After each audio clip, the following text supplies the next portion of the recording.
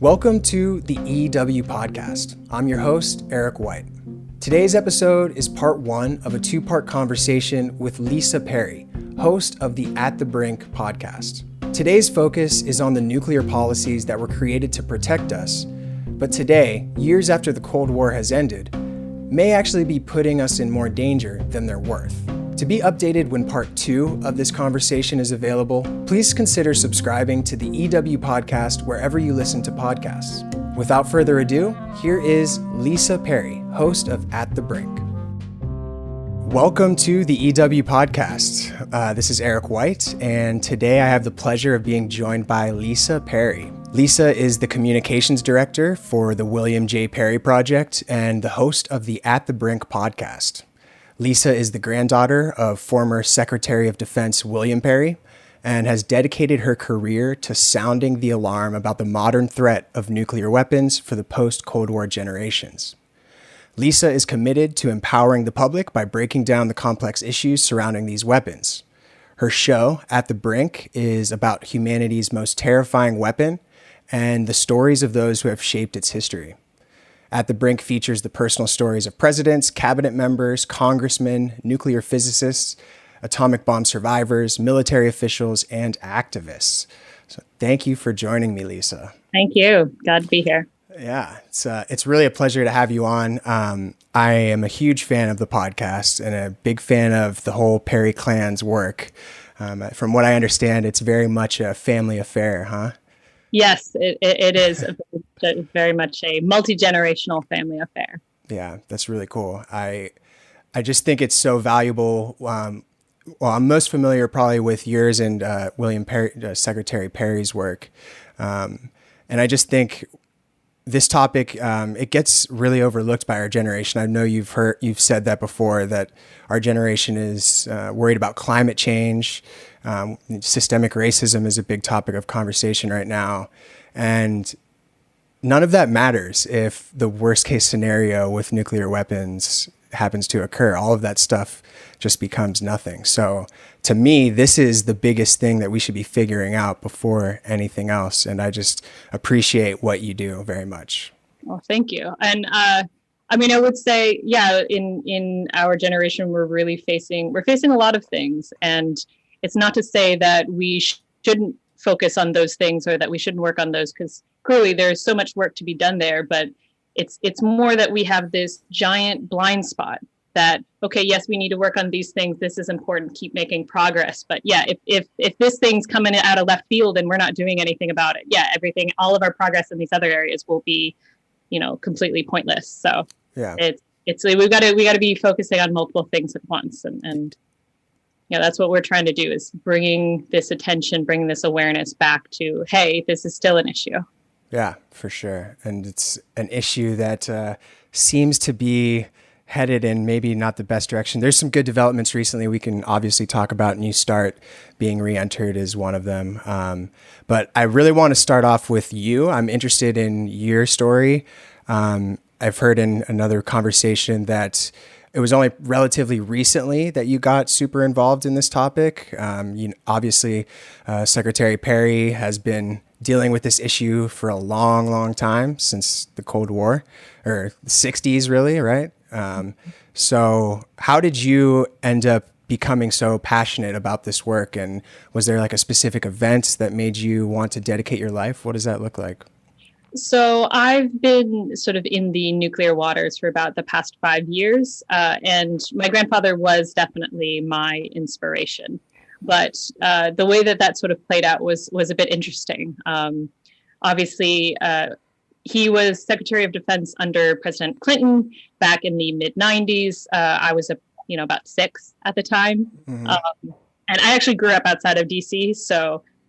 When he was at the Pentagon working as Secretary of Defense, that was a really exciting time for me, because he actually usually lives in California. So suddenly, Granddad was a 30-minute drive away. I got to see him all the time. We went to all these big fancy parties that my mom would make me dress up in these dresses in. And, I knew as a child that this was a big deal and that this meant something. But of course, you don't really understand at that age what it means. You don't really have context. So I didn't really know specifically what he was doing at the time. And, mid 90s were not what people think of when they think of stressful times in the nuclear realm. Mm-hmm.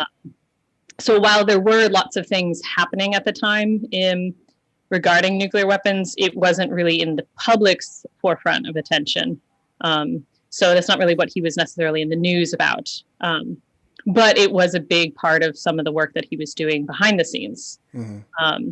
But, continuing on, he's always been involved in lots of things. He's on boards of things. He's always kept very busy. And then it was, 7 years ago, he came to the extended family, said, okay, family, I am going to write a book. I'm going to write a memoir of my life. And, we were all, very excited. Oh, I'm really interested. That'll be great. I really want to read it. And then he says, but I'm writing a memoir about my life around nuclear weapons. Mm. That's the subject of the memoir. And, I have a pretty distinct memory, actually, of when he made this announcement and just thinking, nuclear weapons? That's the subject of your memoir. There was a disconnect because I didn't understand. I said, what specifically, what's your motivation here? I didn't realize that was a big deal for you. And so, that happens. And then he says, as part of this, I'm starting a foundation. I'm calling it the William J. Perry Project. And we're going to be doing work to try and, raise awareness about nuclear weapons issues. So this all happens about 7 years ago. And then he works on the book, he puts that out. And then I finally get a chance to read it. And that was a big turning point for me.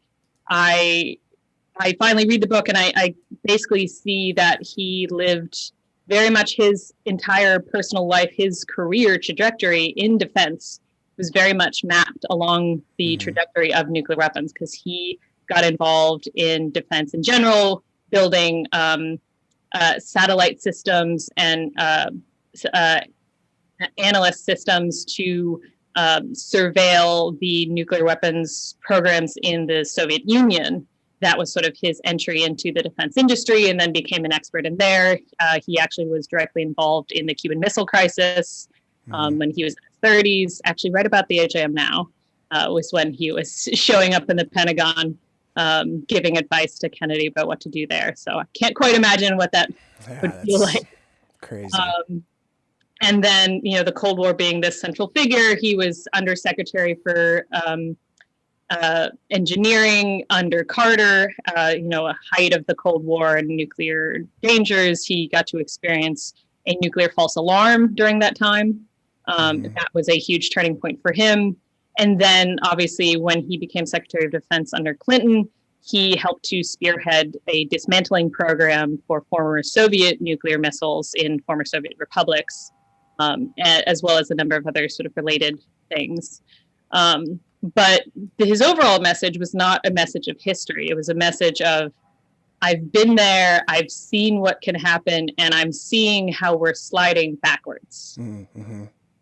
And the phrase that he used in the book and he likes to use in general is that today we are closer to catastrophe than ever before, closer to nuclear catastrophe than ever before, even during the Cold War, that there are more points of possible failure than ever before. And that was a real revelation point for me, where it was just sort of as if there was a door that was open that I didn't even know existed there. And I just was like, wait, why is no one talking about this? If this is such a big deal, I didn't even know this.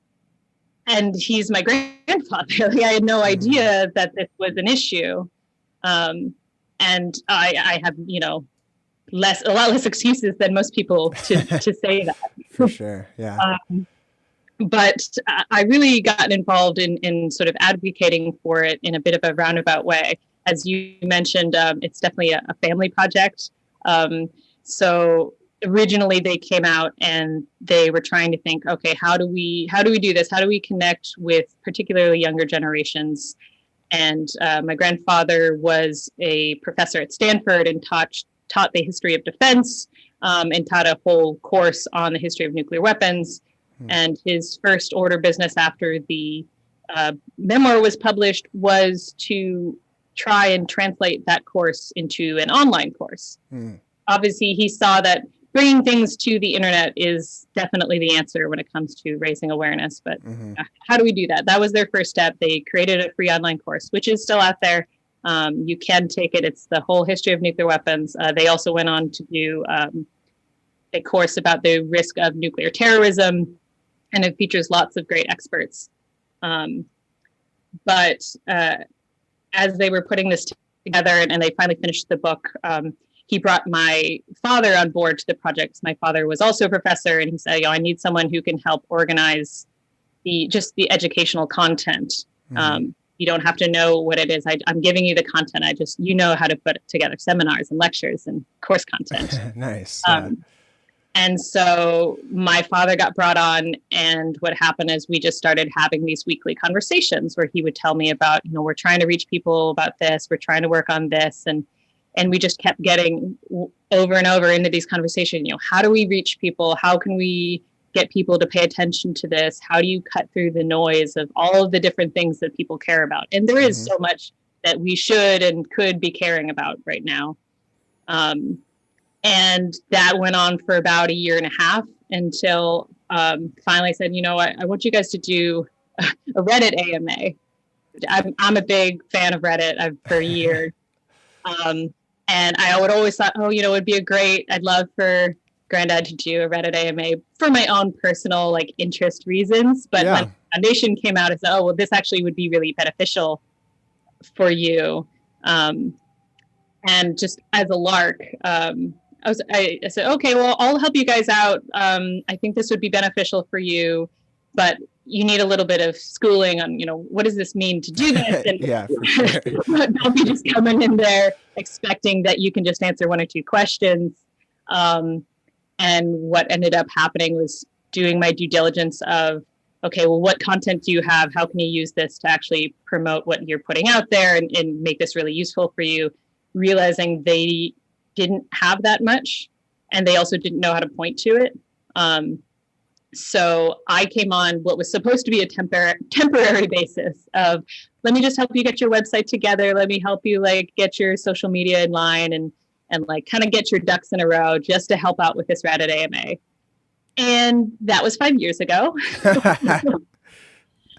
And the truth was, I originally had no intention of making my career in the nuclear sphere. Actually, my interest was in public health communications, was the direction I was going in. So I was already involved in this communication sphere. How do you convey big messages to the public and get them to respond to it? But I had this realization that the more I kept going, the more I felt, someone needs to do this, and not enough people are doing it. I don't think I can walk away. There's a real need here, and there's so much that needs to be said and needs to be communicated, and there's not many people who are stepping up to that plate.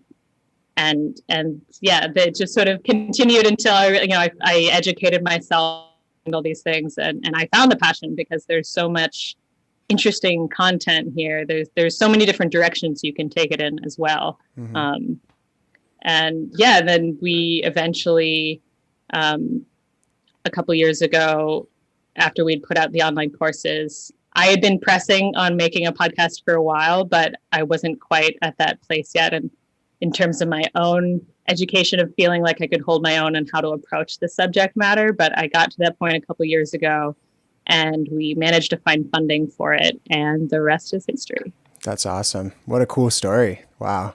It's really funny to me how we can know so little about our family, even whenever there's someone like former Secretary Perry. It's like, oh, I didn't realize your life was so involved with this topic, and now it's become your passion. And another part of the reason I think it's so valuable is, we're in our lifetimes, we're eventually going to come to the point where people who there's not going to be anybody left who lived during the peak of the Cold War, where we're going to be the ones who are in positions of power. And it's extremely important that we remember those stories. And that's why, one of the podcasts you have on At the Brink, the Habakusha, about the Japanese survivors, like putting those stories into a way that is permanent, as long as the internet's here, that story is going to be available for people.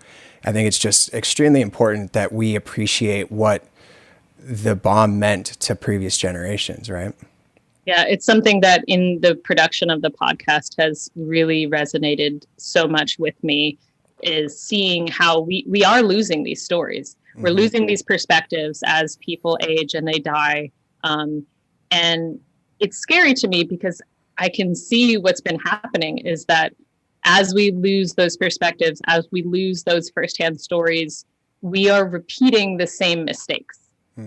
We are doing exactly the same wrong things that we did before in the Cold War.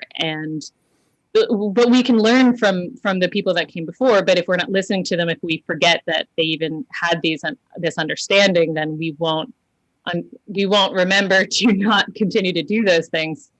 Yeah. The number of times that as we put together different episodes, I have been, really upset realizing, I really wish I could talk to this person. They just died 2 years ago. Or like, if only I was just a little bit sooner, if I had just come in a little sooner. And particularly the Habakusha, the Hiroshima and Nagasaki survivors, that one is very difficult because those stories are so unique and so important. Luckily, there are a number of organizations who have been preserving those stories before many of them have passed away. There's actually a whole organization called Habakusha Stories that does just that. They've videotaped, they've recorded, they've photographed. And there's a number of other ones as well.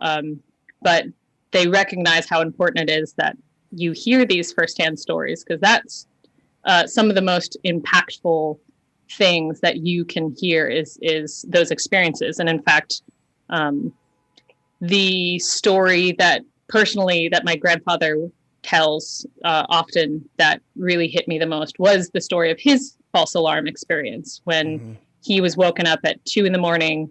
with a phone call, as when he was undersecretary under Carter, with a phone call from NORAD saying, there are 100 ICBMs inbound from Russia right now. What do we do? And it turned out to be a false alarm. It was a computer error. Actually, it was a training. There was both. There was two. There was a computer chip error and there was a training tape mistake, both within a couple years of each other. That could have, and in fact, that specific incident went up to the Secretary of State, who almost went and woke up President Carter at the time to make this decision. And you only have a couple minutes if you think that weapons about to land and about to destroy your missiles, which would be obviously the plan if they're going to launch a full-scale attack, is they're going to try to take out as many of our weapons as possible. So what ends up happening is you have this really rapid fire response that you have to do. Either it's a use them or lose them policy.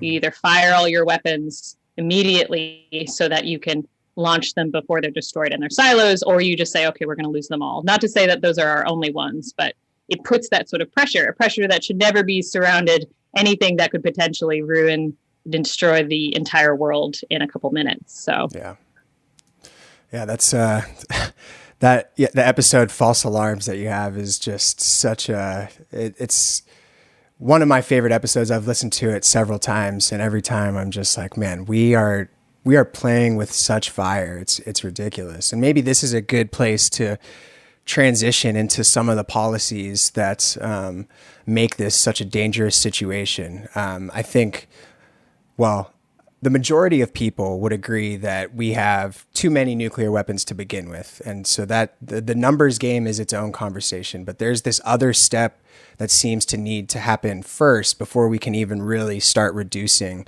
those numbers in a meaningful way. So maybe we can get into some of those issues here. I think there's three that are standing out to me. In prep for this, I read The Button, which is the book by your grandfather and Tom Collina. I'll make sure to provide tons of links to stuff in the notes for this. But the three issues he talks about are presidential sole authority, first use, and launch on warning. So, and there's also the ICBM issue, but I think these three policy issues are pretty important to talk about. So maybe we can just run through each of those briefly and kind of explain what they mean and why they're important to talk about. Sure. So we'll start with launch on warning, since that's sort of what I was already getting into with that story. The issue of launch on warning, or some people call it hair trigger alert, is exactly what is described. That the issue comes down to we have the nuclear triad. So we have air, land, and sea. And in the nuclear triad, the air and sea missiles that we have are not inherently vulnerable to attack, but the land based nuclear part of the triad is vulnerable because they are in fixed locations. Mm-hmm. So their locations are known. Yeah, right? Fixed and known locations, mostly throughout the Midwest.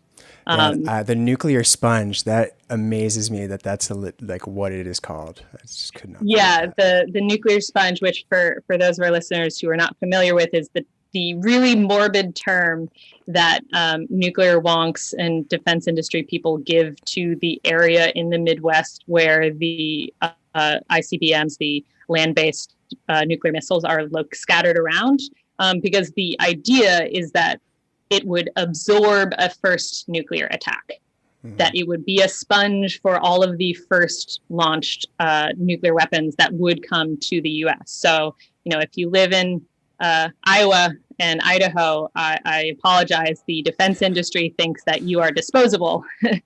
They think that you are just there to just be a target for other nuclear weapons aimed at the United States. And the way that it's talked about in a lot of defense industry areas is so blasé. As you'd lose $1 million here, you'd lose $1 million there. But we would retain X amount of usable nuclear weapons after this horrible, devastating attack, which would be absorbed by the nuclear sponge. That's crazy. It's so crazy to me it's almost impossible to not be involved in this and just start thinking about numbers. Like, I don't think the human brain is capable of constantly carrying around all that, just the emotional baggage that comes with thinking of millions of people dying. That's one of the real problems when it comes to trying to translate nuclear issues to the general public is exactly that. Like, our human brains are not able to comprehend the scale of these things. Like, when I say that the hydrogen bombs, which are the majority of all nuclear weapons that we have in our arsenal, are hundreds of times more powerful than the atomic bomb or atomic bombs which were used on Hiroshima. So that's 15 kilotons versus 1,000 kilotons. You can't have the sense of scale of, okay, well, Hiroshima as it is, Nagasaki as it is, incredibly difficult to grasp. But then you multiply that by hundreds of times over and say, well, that's what we're talking about today. It's Hiroshima and Nagasaki were the entry point for nuclear weapons, and now we are in the big leagues. And that's one of the reasons why with the podcast, we really tried to go in this direction of focusing on these personal stories, because it tries to cut through that difficulty of, okay, I can't grasp the notion of, 500,000 people died in Hiroshima, or that this many people got radiation poisoning, or that this many kilotons would decimate this many hundreds of thousands of people. But I can understand when someone describes to them that the feeling of having your nerves burned off from the heat of the atomic explosion that you witnessed at 13 years old, and the fact that you had to undergo surgeries for years to be able to function again, and your parents thought you were going to die in front of them. Like, people can connect with that. Mm-hmm. But it is still important to talk about the numbers and to get a general sense. And let's see, I'll bring it back to yeah, the launch on warning. Sorry, a little tangent there, but that's okay. We're going into launch on warning, hair trigger alert. And yeah, I'll touch on ICBMs because those two issues are interrelated. Mm-hmm. As I was describing, the ICBMs, the Intercontinental Ballistic Missiles, which is what ICBM stands for, because, of course, the military loves acronyms indefinitely. Those are the land-based nuclear missiles that we have. Those are in silos, in fixed locations in the Midwest. And I mean, you can go on Google Earth right now and you can see them. And there are maps out there that show, okay, here's the little scattered around. These are where they are. And those are being targeted right now by Russia, by China, by our enemies with nuclear weapons, as we are targeting their land-based nuclear missiles at the same time. And that's where hair trigger alert, launch on warning comes into play, because there is this pressure, because they're being targeted. If an enemy, a nuclear enemy, were to launch a nuclear attack, it is the prevailing strategy that they would first try to take out as many of our nuclear weapons as possible so that we couldn't launch a retaliatory strike back at them. That means obviously trying to take out our ICBMs first and foremost, as well as whatever else they're launching at. So when it comes down to it, when we would be getting the word saying, okay, there's a attack incoming, and the word gets to the president,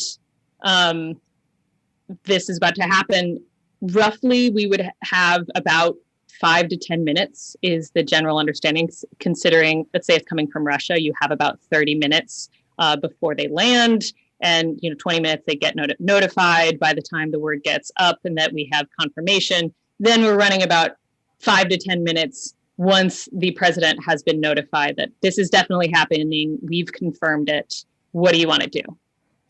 And that's where the dilemma comes in, is you are now asking the president, say, do you want to launch a attack back, or do you want to just let them get destroyed and take our chances?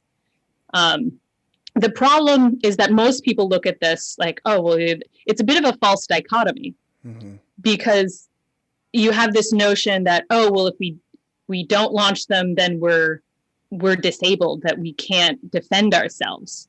But that's not true, because we have the other two legs of the triad. We have the air and the sea-based legs of the triad, and those are hundreds and hundreds of nuclear weapons, which are perfectly capable of launching a retaliatory strike in the event of an attack.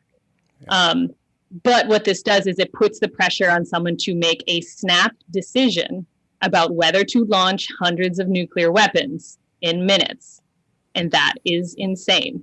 Yeah, it is.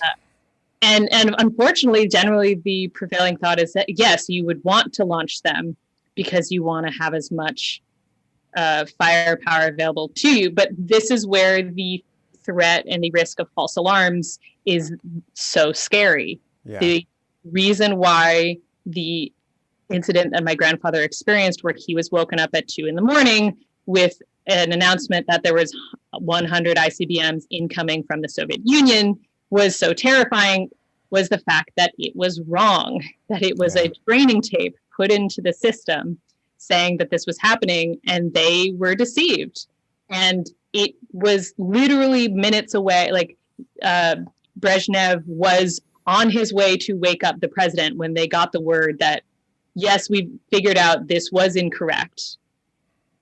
And, false alarm, this was incorrect. But if that hadn't happened, he could have made the decision to launch nuclear weapons by accident. Yeah. and would have started a nuclear war by accident. And it honestly wouldn't even have been his fault per se. It's the problem is the scenario in and of itself. That shouldn't be a scenario that we put anyone in a decision-making place to be. No. Because you cannot make a reasonable decision about that, something that could result in the end of civilization in 5 minutes. Yeah, and it's also, the thing that strikes me about the launch on warning thing is what the question is really, okay, we're about to be destroyed. Should we take everyone out with us is really the question. It's like, it's not even like, oh, should we defend ourselves? It's like, no, should we just kill everybody? Like, should we just end the whole thing? It's such a weird thing to think about it. It's hard to fathom being in that position.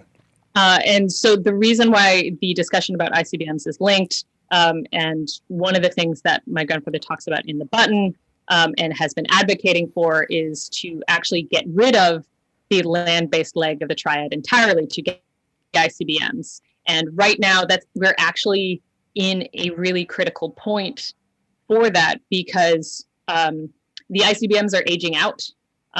They need to be retired. They are several decades old. They have reached the point that they are soon going to not be reliable. Mm-hmm. So what's happening is the military is undergoing a process, what's called nuclear modernization, which is actually a term that is an umbrella term for actually a much larger program that is revamping lots of different parts of the nuclear infrastructure. But part of that nuclear modernization program is to completely rebuild our ICBM force, make an entirely new series of ICBMs. It's actually going to be called something different. But that price tag is several $billion, first off, just to do that. So first, there's a financial incentive here that, particularly right now in the middle of the pandemic, and we have a lot of infrastructure issues, that we are spending billions and billions of dollars to recreate these weapons, which actually make us less secure. Mm-hmm. Because they make us vulnerable to false alarms. They make us vulnerable to launch on warning problems. And they don't actually provide anything we don't already have, because the air-based leg of the triad and the sea-based leg of the triad are both completely robust and secure enough to support in our ability to deter an attack and to respond to an attack if necessary. That sort of those getting rid of the ICBMs and dealing with the hair trigger alert, like you can sort of go about it by either making a policy where you're not going to launch on warning, mm-hmm. or you could just take out the problem entirely by getting rid of the things that would motivate you to launch on warning. Right. Both would be great. Yeah, we'll take either one. I want to just, before we move on, I'm assuming you're ready to move on to the next policy issue. But before we do, I just want to kind of repeat back what I've been hearing you say in sort of a short way to make sure this is wrapped up nicely for listeners.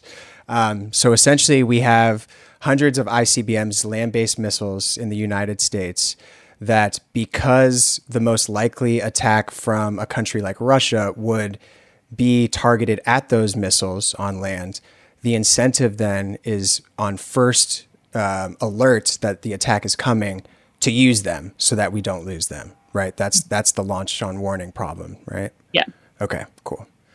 Just want to make sure that like we have everything nice and...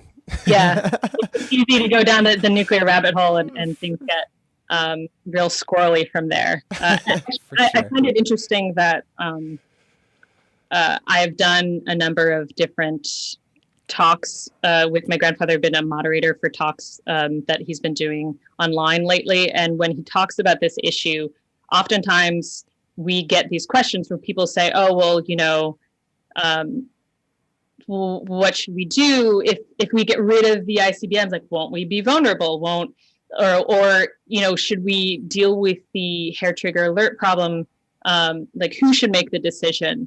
Should it just be more than one person, or is it just the time factor? And it's always surprising because people have the sense that there's a sense of urgency around this issue. And I think it's because of the way that it's often portrayed in movies and in popular media that, oh, the nukes are coming, we got to do something right now. But actually, no, you don't. The truth is, if nuclear weapons were incoming, things are going to get bad. Yeah. It's going to be devastating. And launching nuclear weapons in response is not going to do anything to prevent that. Yeah.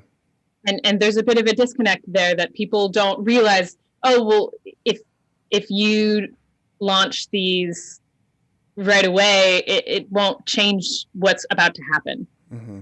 And that's the real key thing we need to remember. You brought up saying, oh, we're all in a rush to destroy the other side. Well, what is that really a rush? Yeah. Is that urgency a relic of Cold War thinking? I mean, is that just because of there were two sides during the Cold War who legitimately were concerned that there would be a first strike from the other side? Like, where does that sense of urgency come from? What? Yeah, I think that's a good question. And I think it is definitely a little bit of a relic of the Cold War. And I think it is a relic out of this notion of we are going to get this, what they used to call a bolt out of the blue, that they would just strike out of nowhere, and we need to be ready, and that they'll probably just keep hammering home. And we need to be ready at any moment to respond so that they know that they can't keep going. It's just the deterrence factor. And then it's a weird thing. You set up this model of deterrence, but then it requires you to actually commit to those actions, or at least say you're committed to them. I don't know. So the logic behind the whole thing is just so mind-numbing to me. And it's interesting if you start looking into how the Soviets were approaching this issue on the other side of everything, and you talk to the people who were there. You talk to, like my grandfather, his compatriots on the other side, since they now actually have relationships and have talked about this, that they were actually thinking the same thing. What they were worried about was, the Americans are going to launch a surprise strike. They're trying to take us out. We need to be prepared for that. That's what we need to be on alert for. There was never any plan from the Soviets to launch a surprise attack against the United States. There was never any intention that was a good idea to do. Mm-hmm. The only fear, the predominant motivator for both sides was we're afraid that you're going to attack us. So we need to make sure we can respond to that. And then that was what they were both thinking. Yeah. It's just a lack of trust between the two sides, right? So I guess we're kind of getting away from the policy, which is fine, but I do want to go back there. But how do you view then, like, the current situation with the U.S. and Russia? I mean, in the book, looking into this, it's like you said, it seems pretty clear that neither leader really wants to do this, but it came from a place of not trusting the other side. And it seems like we're back there. Like we had the presidential election in 2016 with Russian interference, and now there's a lot of mistrust in our government regarding Russia. Do you look at that and fear for a similar issue, a similar thing happening as happened during the Cold War? I do. I am very concerned about that we have lost so many of the communication channels in the past number of years that we have with Russia, whereas they are, of all the countries, Russia in particular is who we need to have this robust, strong, reliable communication with, because we have so many nuclear weapons. And just to dip our toes a little bit into the numbers game. Yeah, do it. Just for context, which is always important. When we're talking about numbers of nuclear weapons in the world, there's about 15,000, and 90% of those are in the United States or in Russia. So we each have about 7,000 nuclear weapons, and then you have a smattering in all the other ones: China, Israel, Germany, et cetera, et cetera. That's total. That's not deployed, right? That's total, including Total, stockpile. Yeah. yes, Okay. including stockpile. Yes, Yeah. yeah, can get into Yeah. the little details there, but total in the world, including stockpile, is 15,000, with 90% being in the United States and Russia, and we have about equal. So we have hundreds more than thousands more than anyone else in the world. So we have that responsibility between us and Russia, that we must shepherd these weapons that we've created and put out into the world, and need to, especially as tensions are growing, is all the more reason why we need to have these strong and robust communication lines. And we actually used to have that during the Cold War. This is one of the things that's frustrating with the current political climate between the United States and Russia, is that we have unfortunately politicized communicating with Russia at all, regardless of all of the other issues we have with Russia. And there are many. It's not to say that they are blameless or that we should put any of our issues with them aside. It's more to say, regardless of what other issues we have to continue to communicate with him about this issue, because we cannot allow any sort of misunderstandings to happen. We cannot allow any sort of communication breakdown to occur, because that's how you get situations like the Cuban Missile Crisis. And in fact, the Cuban Missile Crisis was the inspiration for the establishment of stronger communication lines with the Soviet Union, because they were at this precipice where they didn't understand what the other was doing. They were just trying to interpret based on troop movements and missile movements, and Kennedy was close to launching a strike against the Russians in Cuba, and that could have very likely devolved into an all-out nuclear war. Yeah. Because they were not communicating, and they didn't have a way to communicate quickly. And we are sort of sliding backwards into that place. And that is one thing that we've been advocating for a lot, is like establish the communications, continue talking, and really to put pressure on political figures to stop making it a political issue to ignore Russia. That shouldn't be considered a politically strong thing to do. That's actually weakening our status in the world. We need to keep talking to them, even if we have issues with them. We need to keep communicating. I guess I'm not really sure, outside of the New START treaty being re-signed, what do you know about the Biden administration and their view on the nuclear issue, and also their view on Russia? That's definitely yet to be seen. Okay. I think we're a little too early with that, but I'm very interested, and they've tapped a number of good people in the nuclear sphere who've been doing really good work in this area, that I have hope, definitely, to see how they approach it. But obviously I'm concerned with the way that the political atmosphere around Russia and election interference might contaminate any sort of efforts.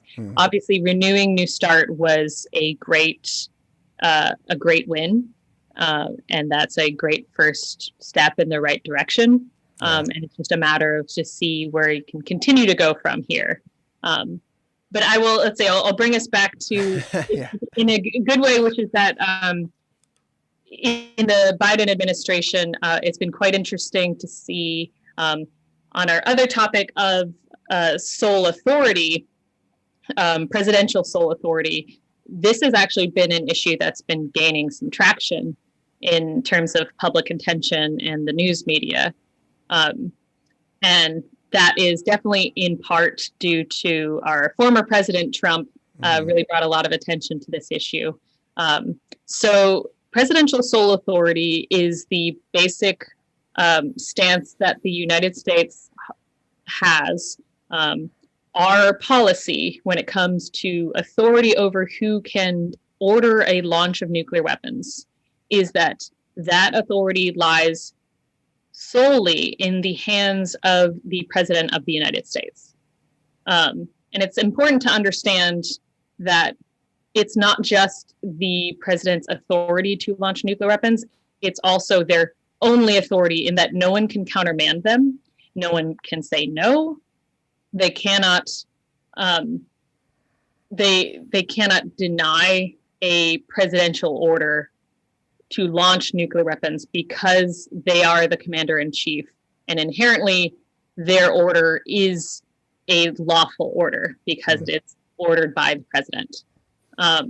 And this is an area where people tend to get a little confused by the minutia sometimes, and it is complicated, because what it comes down to is that this is the policy, but how it would actually play out in real life is in some ways always going to be a question mark. And that's where people, I find, often get stuck and say, oh, well, what if this happens, or what if that happens, or what if someone says no, even though they're not allowed to? Those are fair questions to ask. What happens when a president would order a nuclear launch? They would bring out what's called the nuclear football, which is a briefcase that travels with the president at all times. And within that briefcase is a communication device, as well as a number of folders that contain instructions and launch plans that you could basically, the president, pre-approved launch plans that the president could pick from, kind of like ordering from a Pizza Hut menu. Okay, I want, cheese, the pepperoni, and like green bell peppers, and you choose A, B, C, D, that have all been pre-vetted and planned out and drilled and run so that the military can execute it within minutes. And then the president also has a verification card. It's often called the biscuit. President's supposed to have this on their person at all times. It contains the verification code that would, when the briefcase is opened and the launch plan is picked, they would then communicate to the command center saying, okay, this is the president, here's my verification code from the biscuit, so that you know that it's me. And this is the order that I would like to implement now. And then that order would then get passed down through the chain of command to the missileers, who would then implement the order. Often people say that the military would refuse an illegal order of launching nuclear weapons. And that is definitely an interesting question, because what constitutes a legal and lawful order? There is the principle of proportionality. So technically, within military regulations, you're not supposed to order an attack that is disproportionate from the scenario that you're facing. So yes, technically, just that's illegal. That's okay. So oftentimes people say, oh, this fear about a president launching a random nuclear missile in the middle of the night is unfounded, because the military would say, oh, you can't just launch a nuke at China right now. They haven't done anything. This isn't proportional. This is an illegal order. And that is true to an extent. However, it doesn't quite understand that, first of all, the president doesn't necessarily have to go through command. You can directly communicate to the launch teams, depending on, because this is meant to go so quickly, there are different avenues to do this. And secondly, it's actually not quite the real fear in this scenario. It is unlikely that that scenario would play out. I do think that the chances are that someone within the chain of command would most likely halt an order if it was something random like that. However, the bigger concern is in a heightened state. Say, for example, during the Fire and Fury debacle with President Trump and North Korea when they were tweeting at one another and really exchanging all these fiery words. And everyone's on a higher alert. Everyone's waiting for something to happen. If an order were to go out under that sort of scenario in a state where everyone is heightened and waiting for something to happen, because these orders are intended to implement as fast as possible. And that's how they drill this. That's how it is run in the military, is that you are supposed to not question your orders. You're supposed to implement them. And in fact, the missileers themselves, actually Radiolab does a fabulous episode called Nukes, where they dive into this question that I highly recommend. Cool, I'll link to it for sure. They asked this question of a former nuclear missileer who asked the question, how do I know that this is a lawful order when I get the order to launch nuclear weapons? And basically was forced out of the military for asking that question. Damn. That you are not allowed to ask this is a lawful order. That is above your pay grade. That you are just supposed to obey. And that's really what it's intended, that the military is not instructed or trained to question orders. The commander-in-chief is supposed to be followed, and particularly when it comes to nuclear weapons, because these are scenarios which are high stress, high response situations, they are intended to be answered as quickly as possible. And I find it interesting, there was a congressional hearing during Trump's tenure where they convened this whole question. It convened a bunch of experts to answer questions to Congress about, what is the extent of this authority? And former General Hyten came in and he said, this whole thing is overblown. It's not that big of a deal. We wouldn't obey an unlawful order if it wasn't proportional to the situation. But then he goes on to say, but what we would do is work with the president to find a lawful order that he could then implement.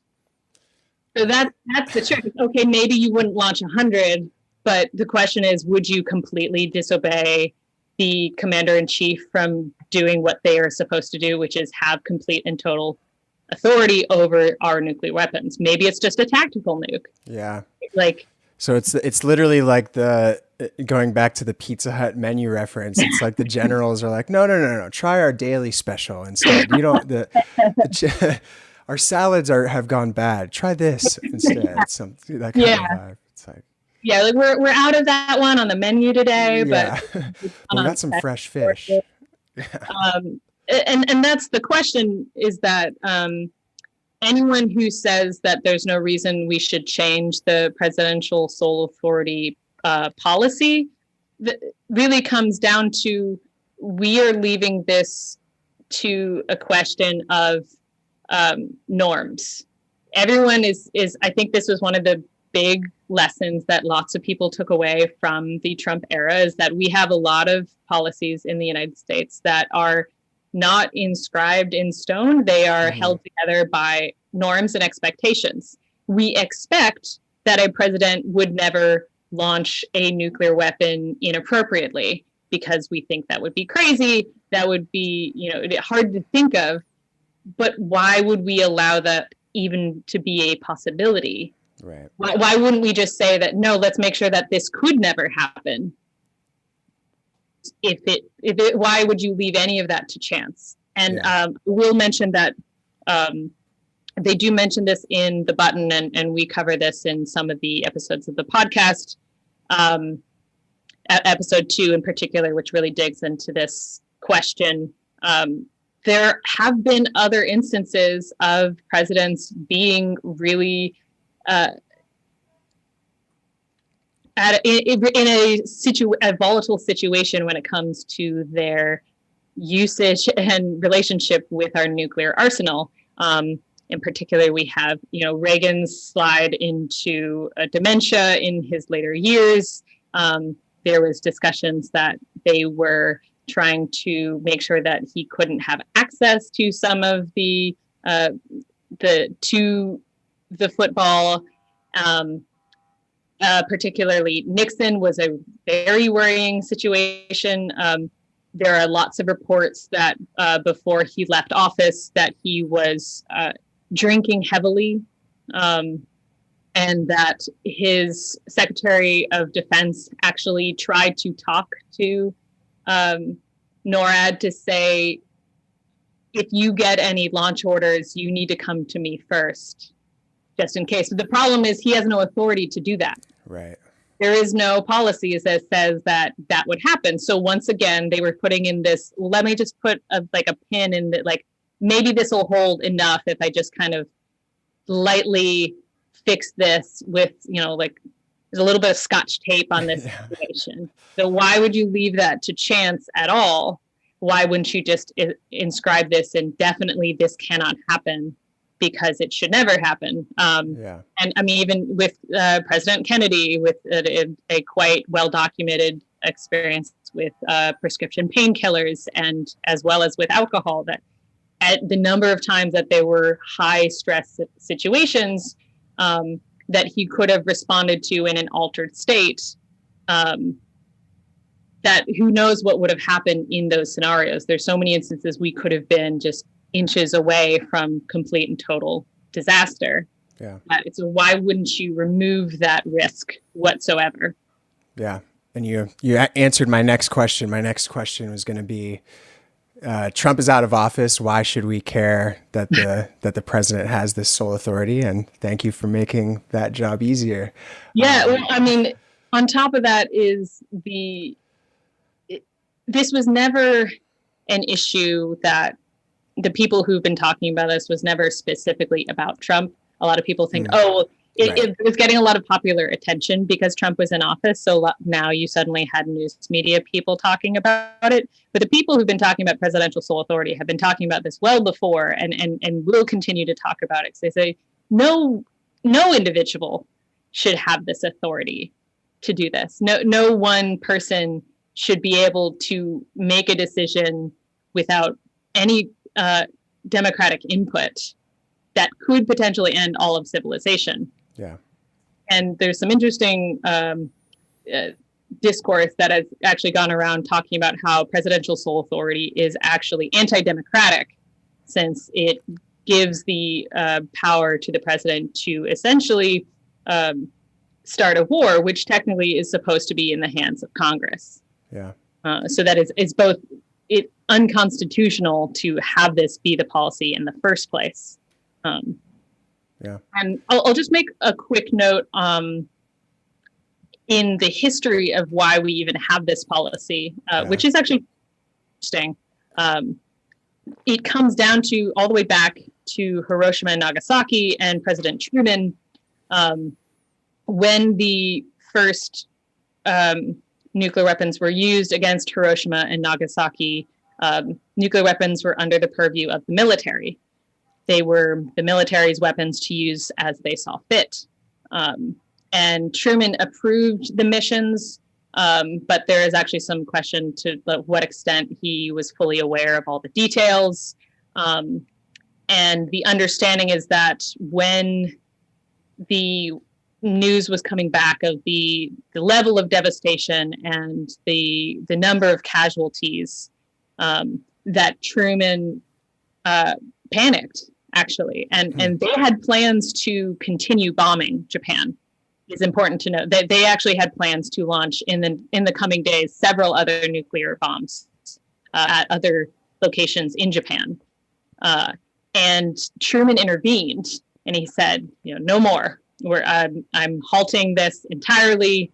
I'm taking the authority away from the military. You do not have the authority to order the launch of these weapons anymore, and you cannot do it without my approval from here on out. And that was originally how this whole policy came into being, was actually to take the power away from the military to make sure that it had a civilian control over these weapons. So there is actually a great reason as to why this happened. The problem is that the policy never evolved from there. in that was 75 years ago. Yeah. I think it's time to say, okay, maybe we should think about this a little bit longer. We have considered that maybe this isn't the best way to do it. And the button proposes a couple of different solutions, and a lot of people have had different conversations about, what would this look like if we didn't have presidential sole authority? And there's different ways you can go about that. Some people have proposed, congressional approval. Some people say, just a small panel, a security panel. There are different ways to do it. It could even just be, 3 people. Mm-hmm. Although the constitutionality of that is still an issue. The bigger question is, you need to have someone who can respond in a quick situation. Once again, in the notion of, okay, an attack is happening now, what do we do? Right. Or if the attack were to cut off communications and the president wasn't able to get in touch with the Security Council, then, then does the presidential sole authority become the path? I feel like there's so many scenarios to... Yeah, so there are definitely conversations to be had there in the event of an attack. But once again, it comes back to this question of, do we really need to respond rapidly? And the answer is really no. With expediency, sure. Dilly-dallying is not necessary, but it doesn't need to be instantaneous. And in fact, it would really behoove us to maybe stop and consider, what are we doing when we're launching nuclear weapons back? Mm-hmm. Do we really want to start a nuclear war? Because that could potentially end all of civilization. And what better time to take a breath, think about it, have some discussions, For sure. and maybe have some opposing opinions before you make this decision that could potentially end life on Earth. Yeah. So, how many nukes would it take to end life on Earth? I mean, 1 obviously isn't going to do it. 2 isn't going to do it. We've dropped 2. How many? Is there an estimate on how many it would take to collapse civilization? It's a bit of a complicating question, and the reason for that comes down to the question of nuclear winter, which you have likely heard this term before. And nuclear winter has a bit of a complicated history as a theory. It was seen to be discredited in the later days of the 80s and 90s, but it has actually since been revived by our more advanced modeling when it comes to climate and atmospheric modeling, showing that, yes, there would be a impact on the climate based on the amount of particulate in the air that would get disturbed from all of the mass destruction. So, for example, there is some very interesting studies that have been done talking about if just a 100 nuclear weapons of about an average, most common average size were to be exchanged in what's, a limited nuclear exchange. The most common example people like to give is India and Pakistan. Mm-hmm. What would happen from there? And what the climate models show is that you would have a drop in, I believe it's 2 degrees in our climate rapidly. You would have mass failure of crops. You would also have a really widespread amount of radiation contaminating both the immediate areas and the waterways that would spread to other areas. And particularly the crop failure and the contamination would cause what is estimated to be about 1 billion deaths. Wow. From that shift alone. That's so crazy. That in that example, you have 100 nuclear weapons, the world's not destroyed in that instance. India and Pakistan, pretty unlivable. But the world as it is intact.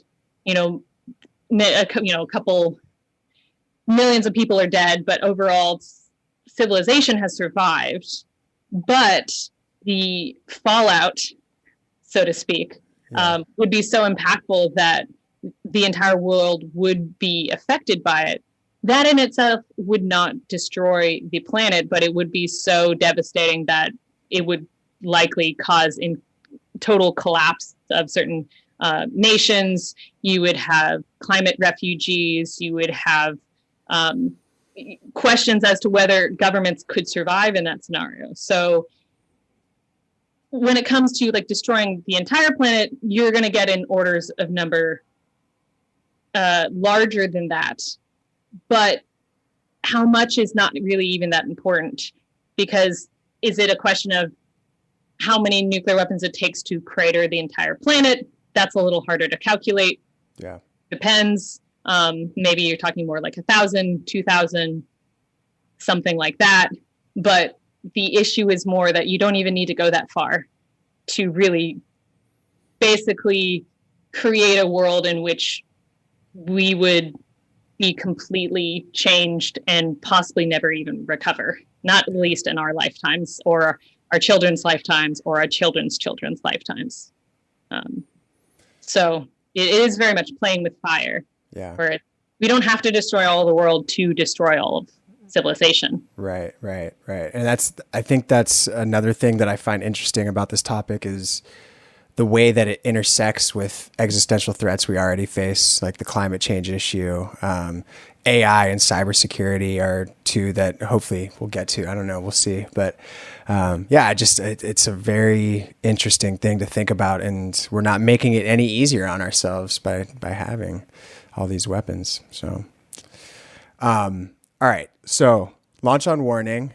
And we're making it through the list. And first use, I think we provided a good overview of each and a solution to each. Or no, we did presidential sole authority and launch on warning. We have no first use is our first use. Yeah. Our number 3 here. Yeah. So in our hat trick, it's not a hat trick I want. No first use is pretty self-explanatory, as you might imagine. It is basically right now. The United States policy, we do not have a no first use policy. So the United States reserves the right to use nuclear weapons as we see fit. We do technically say that our mission statement is that nuclear weapons are for deterrence, meaning that we have them to deter a nuclear attack against ourselves. Mm-hmm. However, our actions time and again have shown that is not how the defense industry sees nuclear weapons, because we keep developing things like tactical nuclear weapons. We keep, expanding the number of nuclear weapons that we have. You don't need 7,000 nuclear weapons to deter a nuclear attack. That's solely just for parity reasons. That's basically what we say, well, they have that many, so we need to have this many. But that's not what you need to prevent a nuclear attack. And in fact, China's a great example of this. China only has a couple hundred. And there's some question of whether they're building more, but even if they doubled their arsenal as it stands right now, it's still just a couple hundred. Mm-hmm. And because they have determined our nuclear weapons are for deterrence, and it is just to prevent a nuclear attack against ourselves. So we don't need that many to do that job. But the United States, we have several thousand, and we also are building different types of weapons. In fact, during the Trump administration, they approved within the nuclear modernization plan plans to build so-called tactical nuclear weapons, which are a smaller yield of a nuclear weapon compared to our general arsenal. But it's important to understand that when I say smaller yield, it is still hundreds of times, about 500 times larger than the largest conventional weapon, which is, you may have heard it, in the Trump administration, everyone got really excited because they used the Moab, the mother of all bombs. Yeah, I remember that. That was a big thing. Everyone's, look how big it is. It's so powerful. What an example of American might. turning the desert to glass and all of that. Well, the Moab is about 500 times smaller than a tactical nuclear weapon. Wow. So when you're saying tactical, it's still it's really a misnomer. Yeah, it's like a marketing name, to get people to buy onto it. Yeah. Yeah. And so we're showing with these actions that we're not necessarily really thinking about nuclear weapons as just for deterrence. And some people like to argue that keeping a policy of sort of keeping it vague as to what we might do with our nuclear weapons somehow protects us, so that our enemies might think, oh, well, maybe we'll launch a nuclear weapon at you if we're feeling froggy about it. But what it actually does is make things unstable and makes things insecure. Because can you explain that? Because that's kind of a hard thing to wrap your head around. Yeah. So the Cuban Missile Crisis, I think, is a great example. And just the general question we were talking about earlier with the Soviet Union and this total fear that both sides were obsessed with this idea that they were going to launch a surprise attack on the other country, and that we need to protect ourselves from this.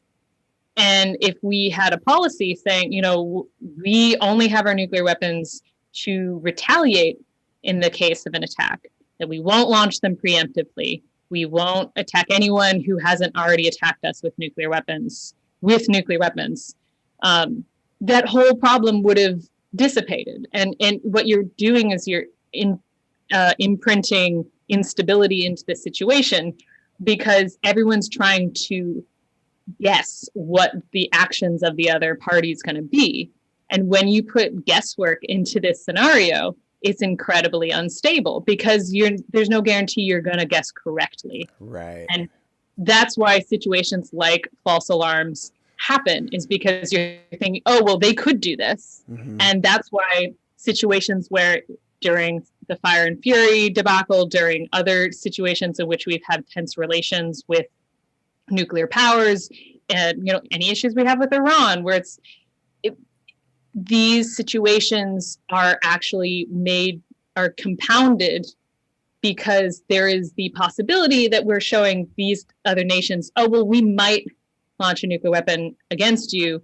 So they are actually motivated to do something before that might even happen. Mm-hmm. That you're actually inspiring them to, oh, well, we need to do something sooner, or we need to defend ourselves against this, or we need to build nuclear weapons because you might attack us with them, and we need to have this deterrence against you because you might attack us preemptively. Yeah, it seems like it's almost enforcing that like urgency thing that we were talking about, where it's like you said with the false alarm thing. That was something I was thinking about yesterday was, if we just got rid of no first use, we would be able to think about these false alarms and reason, okay, Russia has a no first use policy.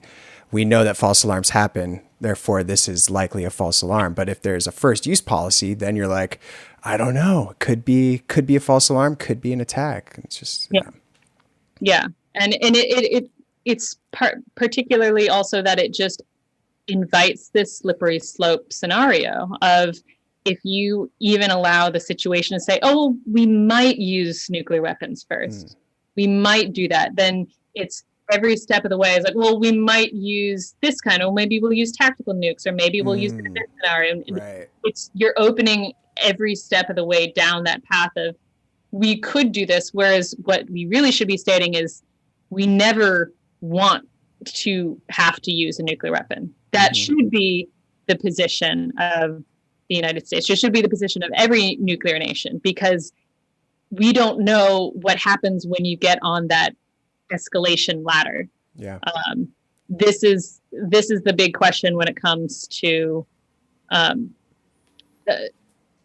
tactical nukes that a lot of nuclear wonks keep debating back and forth. But the problem is it's completely theoretical. The notion that we could use a baby nuke, a smaller nuke, and that the other side would say, oh, well, they were reserved. They didn't use the big guns. They only used the slightly less big guns. It was still a nuke. And so we will, that the other side will somehow receive that message of us showing restraint, and as opposed to just them seeing, oh, well, you used a nuclear weapon against us. You're like, well, it was a smaller one, so I guess we won't launch a nuclear weapon back at you. But it's the fact that you can control what that escalation will look like is really crazy to think that you would even risk, like, oh, well, it might work out.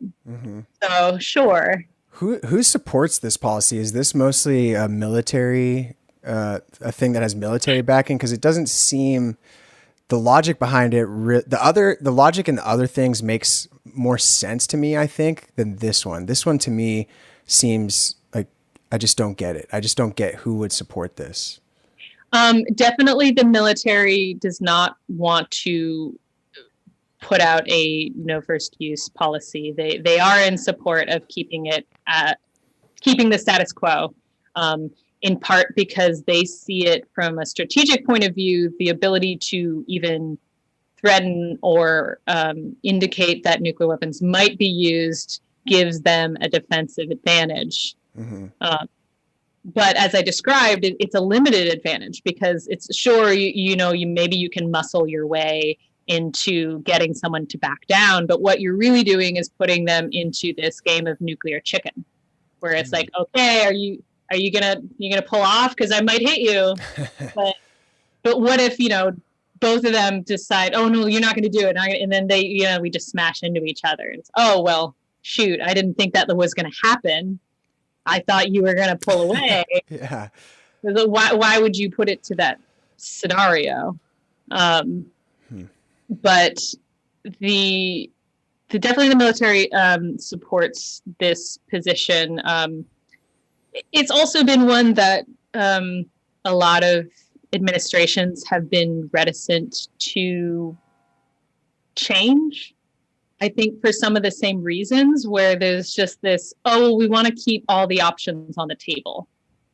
We want to be able to keep this power. And it's the same actually with presidential sole authority, where it's, even President Obama, who by his record was actually really interested in trying to roll back some of our longstanding nuclear policies and make some substantive change here, didn't declare an end to presidential sole authority, and also didn't declare a no first use policy, which is a real shame. But part of it is, they are both pressured, but also, concerned of taking all the options off the table.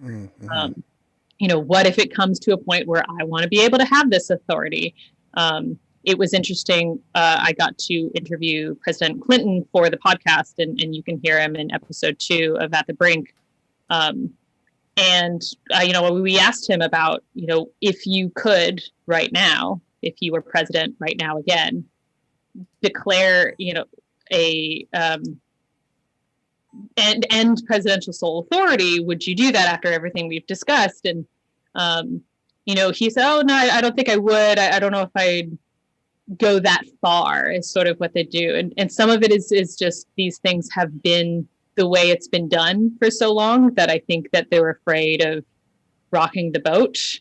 Or, anyone you get to that level of power, you're not going to really want to choose to give up that authority, especially saying, oh, well, I'm giving this huge responsibility to someone else. And, well, I trust myself, but what about, I don't know if I trust Congress.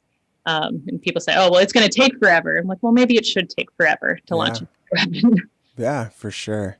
It makes me wonder you mentioned before that the military was the one that was in control of these bombs. They were in the 40s. Whenever we dropped it on Japan, it was in military control. Truman took that away.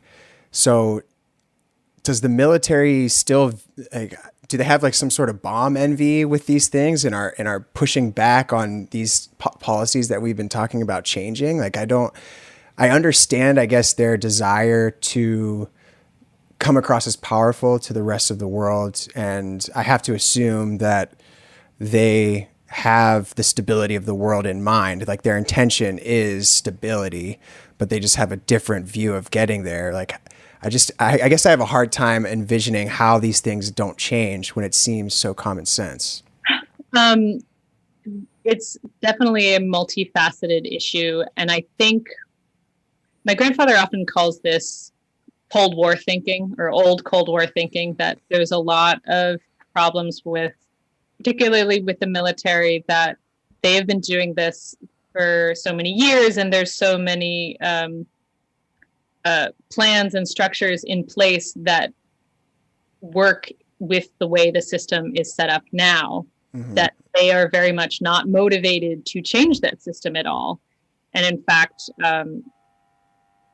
there was some interesting points we uncovered in the episode where we talk about some of this stuff about how things like certain generals can't get to where they to that position until they've piloted a nuclear submarine or worked under certain within the nuclear infrastructure, that these things are part of the hierarchy. And the military also is never going to say, we want less money or we want less weapons, or they never are going to voluntarily give up any advantage that they can find. And there's good reason for that. I think that's not inherently a bad thing, because that is the military's prerogative, is to try and make the most capable, the strongest, the most regimented military that they can possibly create with what they're given. The issue comes in that we need to have our government to constrain that. The military job is to make it the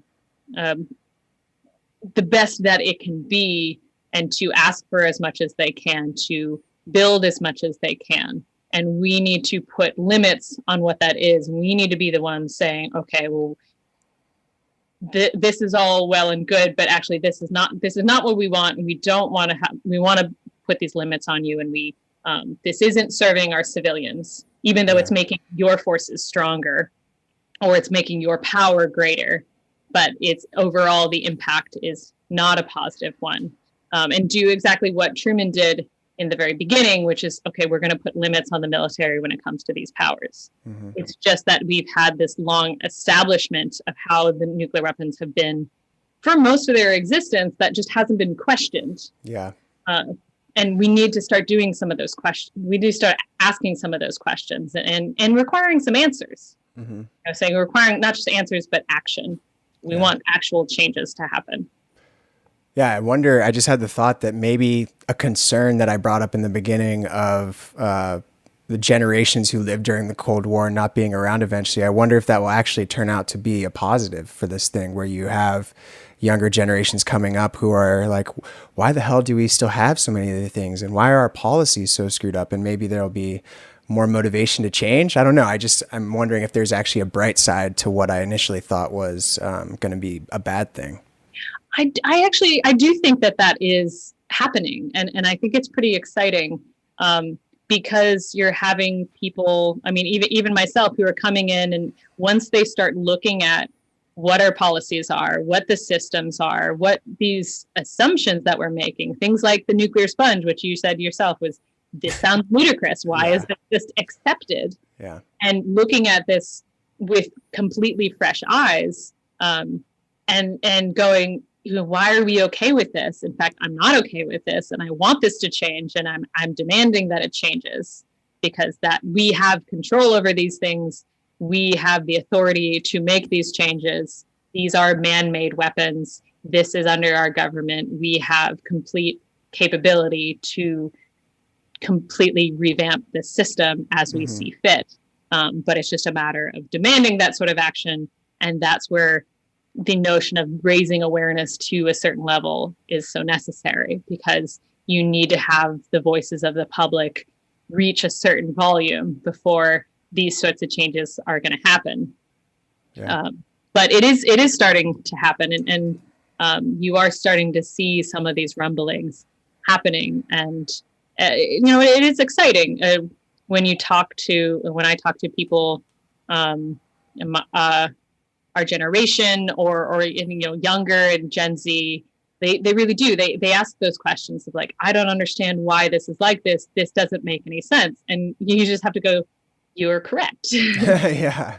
You're correct. You can look at the reasons why, and you can look at the understanding. But at the end of the day, the answer is that they were wrong, and we need to change it. And part of why it hasn't changed is after the Cold War ended, we sort of just thought the threat was over. And everyone just sort of went about their business. Okay, well, we're all done with that. Let's go home. Like, nuclear weapons aren't a risk anymore. We don't need to think about it. That was just in history. Mm-hmm. And now what's happening is that things are starting to get bad again. We're starting to build more nuclear weapons. Other countries are starting to build new nuclear weapons. We're starting to have increase in tensions, and proliferation is expanding. And people are starting to wake up, say, "Oh, yeah, this didn't go away. They didn't just magically poof at once the Soviet Union fell. We still need to deal with these things." And so we're having a bit of that reconciliation, I think, is what we're facing right now. And my grandfather actually talks about this because that was his experience. And I think that's part of why I didn't even realize that this was such an issue close to, on his mind, because he talks about how even after he left office in the 90s, he thought things were on a trajectory that we were going to be okay, that we had understood, we had learned the lessons of the Cold War. We realized that these weapons were untenable. We needed to either eliminate them, the majority of nuclear weapons, or eliminate them entirely. And now that the Cold War was over, we were headed in that direction. And we were for a little bit. But somewhere along the way, that stalled, and people stopped paying attention. People stopped putting pressure on that to make that happen. Mm-hmm. And the gears started reversing, and we started going backwards. And he had to come to this realization of, oh my goodness, we were going backwards, and no one's talking about it anymore because mm-hmm. it's not the Cold War. And his first big step that he took is he got together with several other former Cold Warriors and wrote a series of op-eds in the Wall Street Journal in 2007 called "The End of Nuclear Weapons."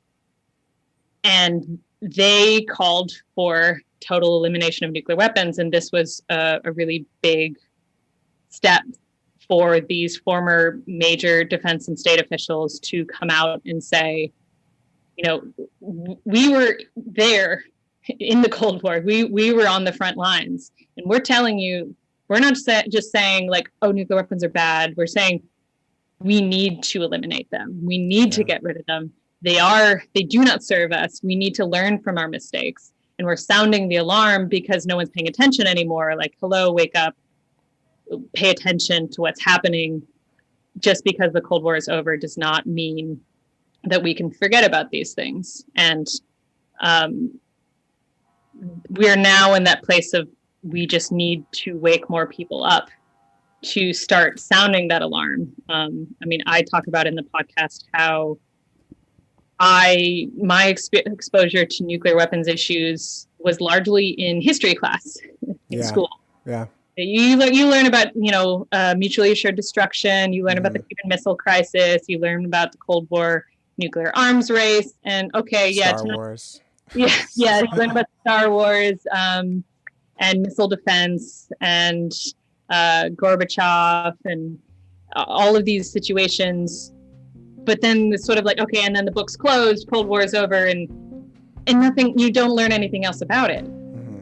And I think that's led itself to, even people who lived through that time just sort of assuming, oh, well, this is not a problem anymore. But it is, and there's no guarantee that it won't get back to the situations that we used to see if we don't take proactive measures.